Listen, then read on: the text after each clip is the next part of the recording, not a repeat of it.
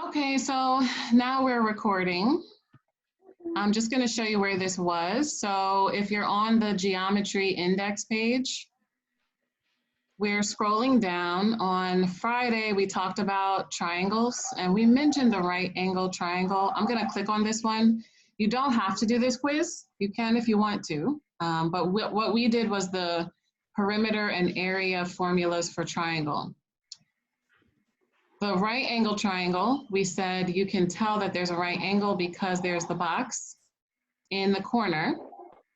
And this means that the right angle triangle is 90 degrees. And the little square is there. So what we said is on a test, you probably won't see the 90. You'll probably see something that looks like this, where it just has the square and you're supposed to know that that's 90. If they put that these two angles are equal, then that's the isosceles right angle triangle. So then this is the combination of the right angle and then splitting the other 90 degrees between the two other angles inside the triangle. So this is where we said an isosceles right angle triangle, the other angles are going to be 45. Even without them being labeled, you're saying you understand the internal angles are 180.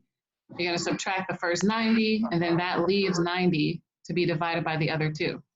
The other triangle, which I know everyone is working on their vocabulary, but the scalene combined with the right angle triangle means that one angle is 90 degrees, but the other two are not equal, and the sides are then not equal. So this is just a page that's talking about the right angle, and already you can see we're down at the quiz. If you want to do this one, you can. It's going to be about the definition of a right angle triangle. But what we're going to talk about a little more is going all the way down, scrolling to this more advanced topics in plane geometry. So we're clicking on the Pythagorean theorem or Pythagoras' theorem. And of course, like we said, and other things, this is named after Pythagoras, but people did know about the right angle for thousands and thousands of years.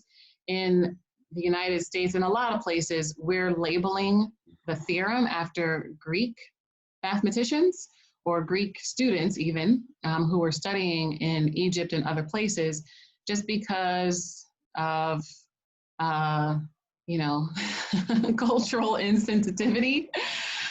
We sometimes don't know the names of people other than Greeks or Romans who contributed to math and science and stuff like that.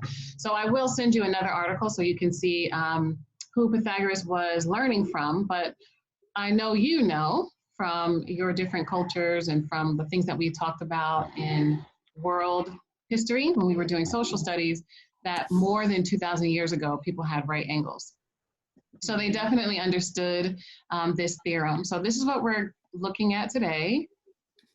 If you click on the little button, you'll see the animation, but what it's really showing you is that this right angle is, there's a way for you to understand all of the sides of the right angle based on the fact that they have squares built off of each side.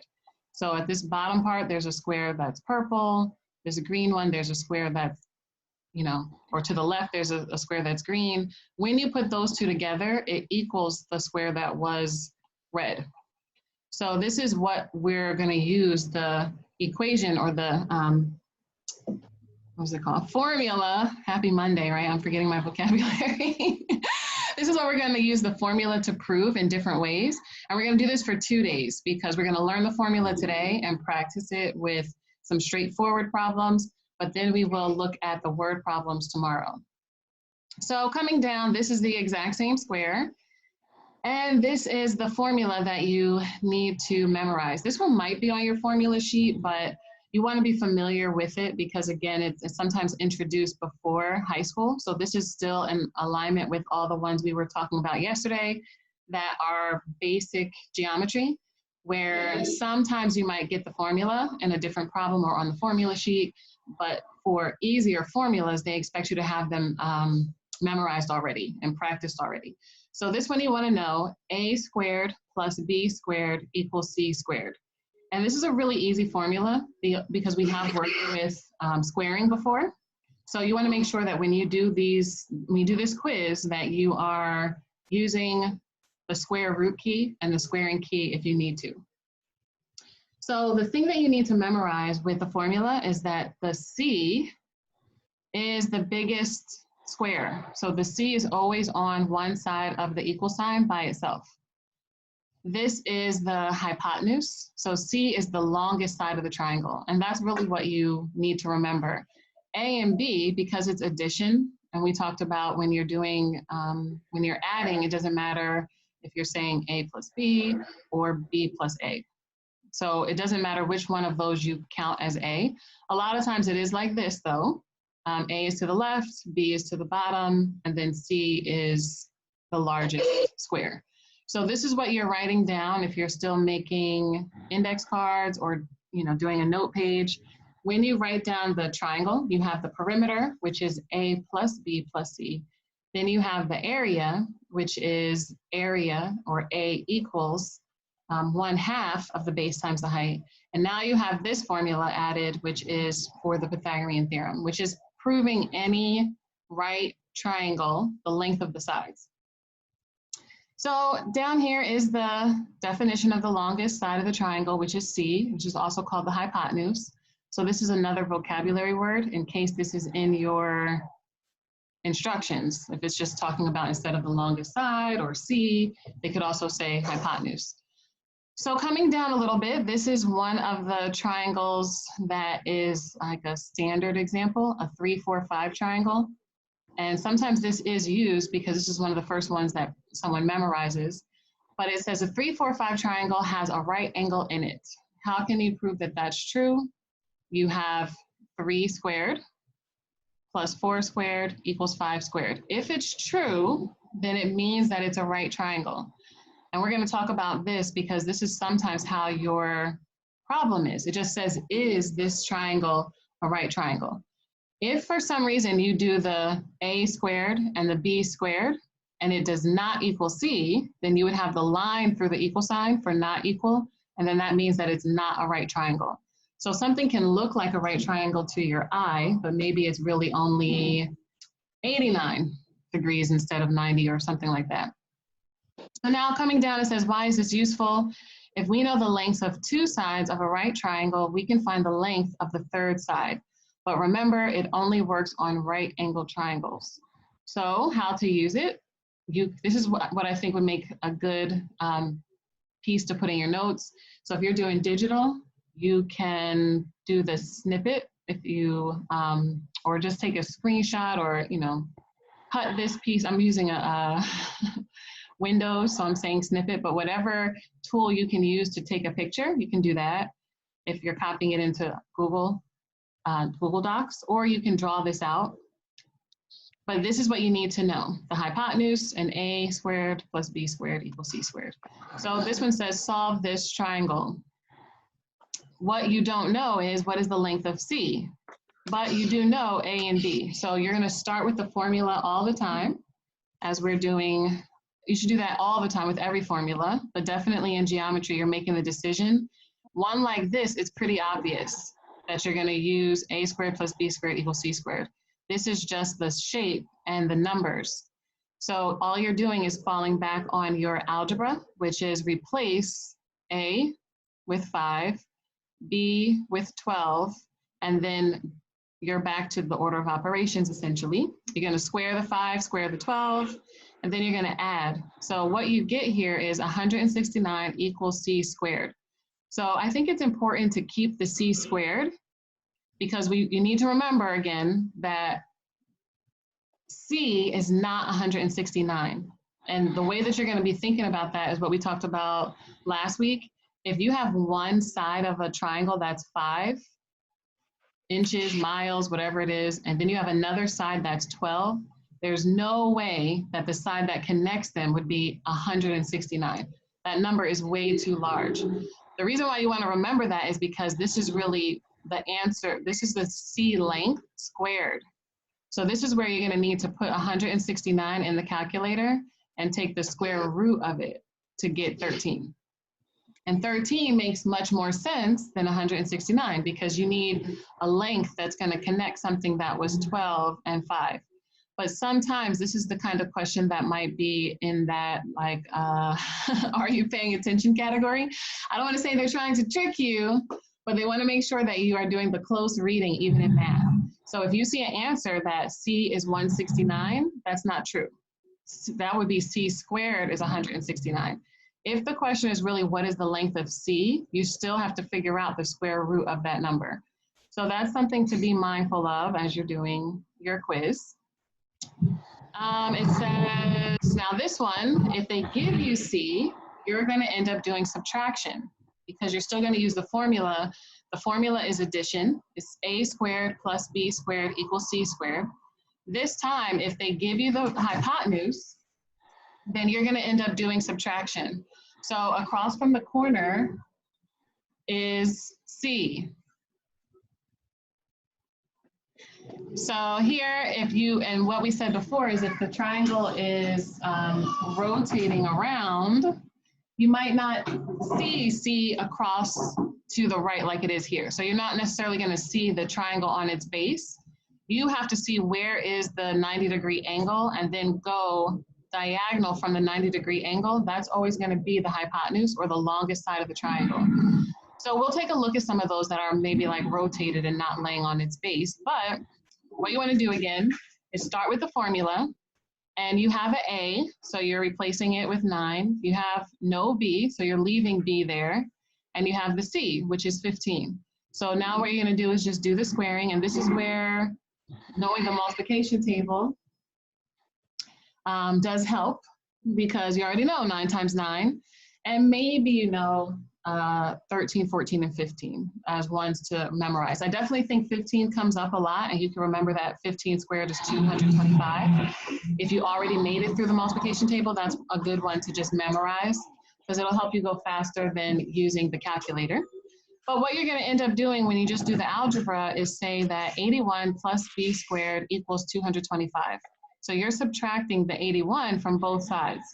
And then what you get is b squared must equal 144. When you do this 225 minus 81 and get 144, you're thinking of the multiplication table again, that if b squared is 144, then the square root of b is 12. And then that's how you have that length. So you can also do this for the diagonal, which we talked about when we looked at square. The reason why the formula for area of a triangle is half is because of this. Half of, I should say half of a square or half of a rectangle. When you cut the diagonal, you're making two triangles. And you already know from the rectangle or the square that this corner, every corner is 90 degrees. So if you slice a square in half, you're going to end up with two right triangles. So you could also use the Pythagorean theorem here. And then like this one. So this is one where it's kind of floating around. In this next example, you're going to assume that this would be the 90-degree angle. So 26 is also the longest side labeled. That should be the hypotenuse.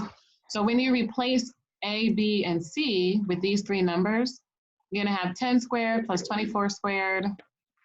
And does it equal C squared, 26 squared? So what you're saying is 100 plus 576. Does that equal 676? If it does, then that means that this really is a right angle, even though it's not marked with a box. Another example of that same kind of problem, they don't draw the square. So in this case, they're just telling you the angles. So that means that this one is C because it's the biggest one. So you're going to have A squared plus B squared equals C squared, like this. And then A squared plus B squared equals 289. And C squared, the 16, equals 256. So since those are not the same, it's not a right angle. So this is a lot of different styles.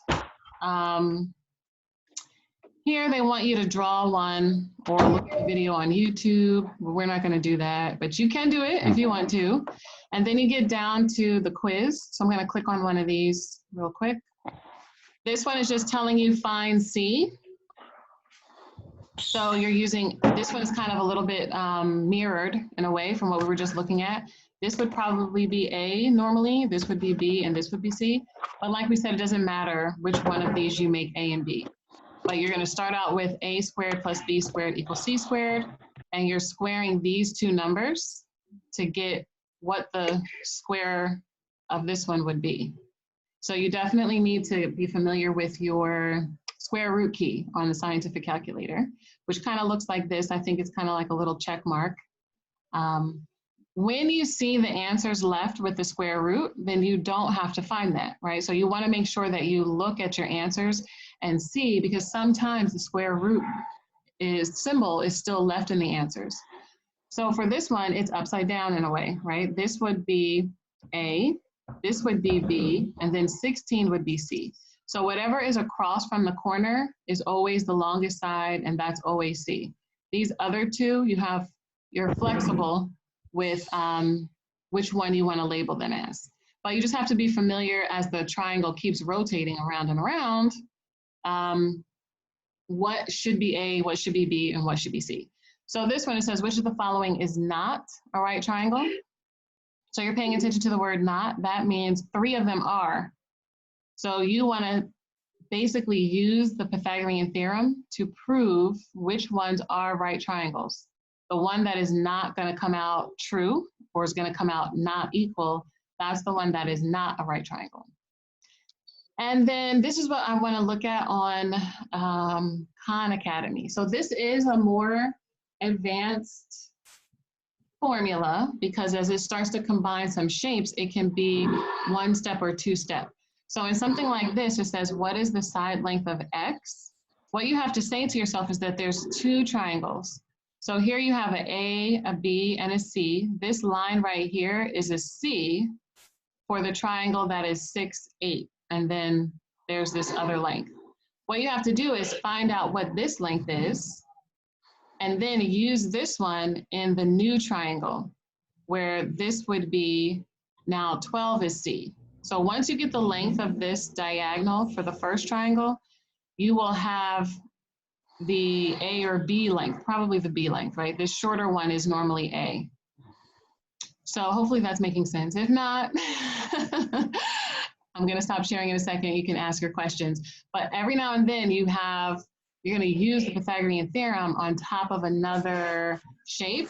In this case, you're using it twice to find 2 different triangles. But occasionally, when we look at the word problems, you might be using it as maybe for a roof, or maybe for like putting, a lot of the Pythagorean theorem questions are about shadows or about maybe like putting a ladder up against a wall. So you have to be able to recognize when you're going to be making a right triangle, even if you have to rotate the symbol in your imagination. So this is one that you have to do that for. This is one that you also have to do that for. So this is saying the diagram shows a kite, and they're going to give all of the angles. So A, B, C, D is making the kite. The diagonals cut at the right angles and intersect at O. What is the length of the diagonal from A to C? So now what you have to do is you have to figure out what is this and what is this. And then you're adding that up. So from A to C is really 2 parts of 2 different triangles. So this is why I think that these questions, maybe some of these might take you more than just the 1 minute because you have to really think about it. Or like this question, you might have to draw it. So it says town B is 8 miles north and 17 miles west of town A. So if you're gonna say, here's town B, it's north and it's west of town A. So now how far are the 2 towns apart? You have to label A and B. And then from that diagonal, you're gonna have a distance, a length. The diagonal is gonna be the length of apart that they are. And here's another one. A ladder stands on a horizontal ground and reaches up a vertical wall. How far is the foot of the ladder from the base of the wall? So let me try to show you a picture.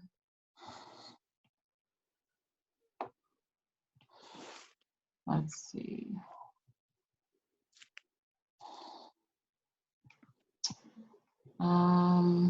This one, okay, so like this is an example of one that is drawn for you. So like the one that we were just looking at, it's not drawn, right? So let me go back to that one. It just says a ladder stands on horizontal ground. That's a clue. And a ladder is a clue too. And it says it reaches up 2.8 meters up a vertical wall. How far is the foot of the ladder from the base of the wall? So an example like that is really this. This is what they're saying. They're saying if they tell you the length of the ladder, that is C, that's the diagonal. If they tell you how far up the wall it is, that is B. If they tell you how far away the foot of the ladder is from the wall, that is A. So like in that case, they were saying how far away is the foot of the ladder from the wall. That means you're really solving for A. But in a question like that, where it's not drawn out for you, you want to draw it. So you want to draw yourself a wall, a ladder, and how far away the foot of the ladder is from the wall. And then you're replacing the information from the word problem. So like this one says, a ladder is placed 5 feet away from a house. The ladder comes up to 12 feet on the side of the house. How long is the ladder? So now when they're asking you how long is the ladder, they're asking you for the C length for the diagonal because they've labeled it's 5 feet away from the house, it's 12 feet up, marking on the wall. So the question is, what is the C length? In this one is telling you that the length of the ladder, and then it's telling you how far up the wall. So it's really asking you for an A length. So you just have to make sure that you can imagine that as you get one of these problems. So this one, Tiger has a rectangular garden measuring 12 meters by 20 meters that he wants to split diagonally from corner to corner using a fence. How long does his fence need to be? So now again, on your test, you might not get the picture. So you're gonna have to draw this out on your scrap paper, where you're saying, I understand the rectangle from corner to corner is creating a diagonal. So how long does this need to be? That is gonna end up being the C length of one of the right triangles. And then this is the one that we just read. Similar to, or this is something similar to what we just read on Math is Fun. Sally walks 4 miles north and then 3 miles east. How far has she walked as the crow flies from her starting point? So what they're saying is she walked north 4 and east 3. So what they're saying is from point to point is going to be the diagonal again. So this is what I would say you can draw this if they're telling you like 2 cities are, you know, one city is however much north from another city. You need to be able to visualize that and draw it in a right triangle. So now I'm going to stop sharing and answer any questions. And then what I'm going to say is just work on the Pythagorean Theorem quiz. And if you want, you can do the right angle quiz just to get more practice looking at a right triangle. So, anybody have any questions about that screen? No. Oh, let me share one more thing that I forgot to share.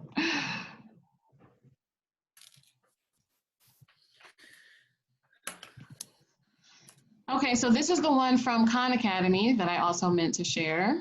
So there's a block of videos.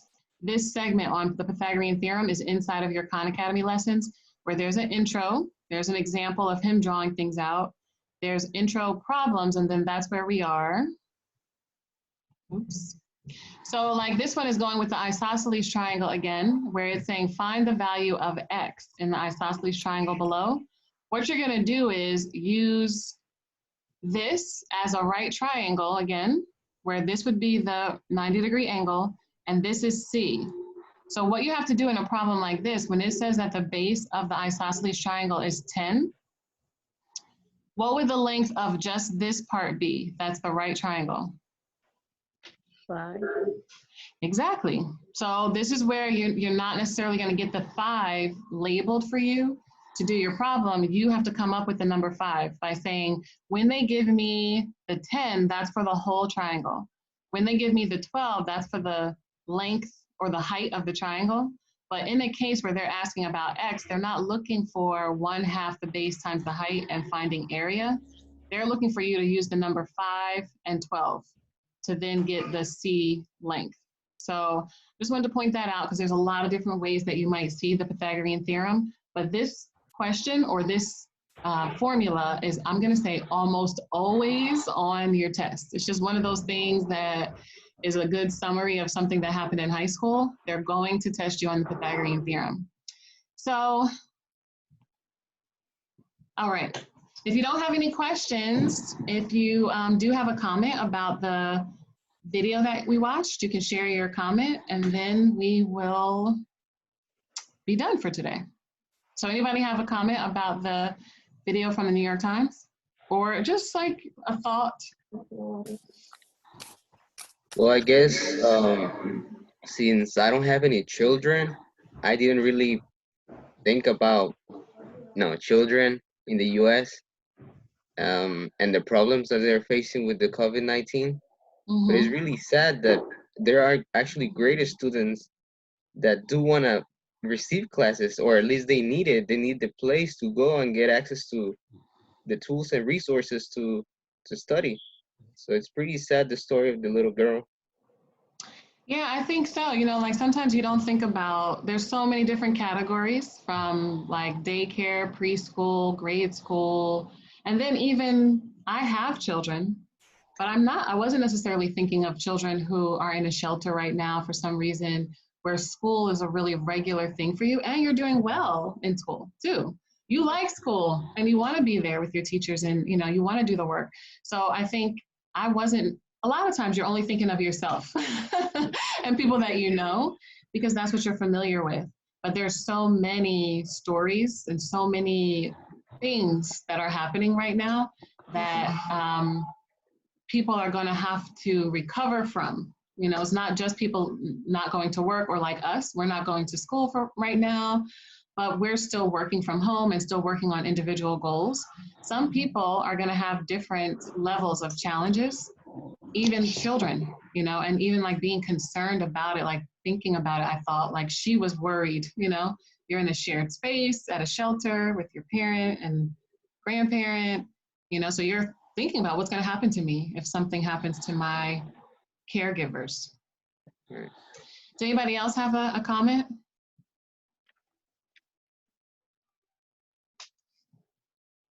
Well, you can, if you didn't get a chance to watch it, make sure that you watch it. I'm going to send you the full article now that's on the stimulus. And then we will kind of just like trickle in this conversation to give us something to talk about. So when you look at the New York Times, because it's a learning blog, it will have question number 1, question number 2 to kind of prompt you with a thought. You can either text it to me and I can share it, or you can write it down and you can share it so that you can make sure that you are just processing it. We're only doing this to add to expanding our critical analysis. So really this is good for everything, you know, reading, of course, social studies, of course, but also for science where you have to kind of step outside of what you might know, you know, or expand your thoughts, even about experiments and stuff like that. You have to kind of suspend all that you know and add to it, but come from different people's point of views. All of that is really important. So if you see some of the practice questions in science, it'll say, you know, the scientist did this, or the student did this, or experiment A was this and experiment B was that. So the more that you practice imagining and thinking and adding to your experiences, the faster it is for you to be critical of a new, you know, scenario. So that's why we're doing it, because sometimes math can be very rigid. Even when we do the word problems, it can still be like very systemic, A squared plus B squared equals C squared. But the majority of your test is not like that. Really only the math section is like that. Everything else, you have to really be thinking, you know, and being critical. And it's not always, even though it's multiple choice, it's not always like the A, B, C, or D. Sometimes it's layered or it's reading in between the lines. So on that note, it is time to get ready. Thanks for that segue. Thanks for that segue, Mr. Collins. Robert? I said on that note, it is time to get ready. I heard you tell me y'all heard me? Get ready. Oh. I'm just kidding. I'm joking. So try out the Pythagorean Theorem quiz. I'm going to text it to you to make it easy. Just text me back the results. And then if you want to do that last, you can work on Khan Academy first. Okay. That way you can watch a couple more videos and hear some more explanations and try that practice before you do Math is Fun. So it's up to you, whatever order. It's really not, I'm putting it due for the end of the week to give everybody time to get it done. So just make sure, you know, no stress again. You're just trying to collect your hours and still make progress towards your math test goal. So did anybody watch the video from this morning? Yes, ma'am. Yes. I thought that was hilarious. What'd you think of that one? It was just. I gotta watch it. That was us. Just somebody was saying, "How do we do it?" But it's us doing every single thing, just with somebody saying a narration, right? But right. I think it's funny because they're not working because there's no sports to voice over, you know. So they're just like entertaining themselves by, you know, talking about regular things, but with the newscaster, you know, sportscaster voice. I think that that's hilarious. So I just said, you know, are you doing anything different being quarantined? Like, are you doing anything different to entertain yourself? I definitely am. I think all of the memes are really funny, but I have a silly sense of humor. But all of those types of things I'm not normally doing. So this is something, again, that's really unique. Just like I was saying about going to the supermarket is kind of unique at this time. I thought that one was a pretty silly one for a Monday morning. So if you didn't get a chance to watch that one either, just watch that one for a laugh. And then tomorrow we'll do some word problems, and I'll try to send you also a PDF for some extra practice with the Pythagorean Theorem. So have a great day, everybody. All right. you See you tomorrow. All right. See ya. Bye-bye. Have a blessed day. All right. See you, everybody. Bye.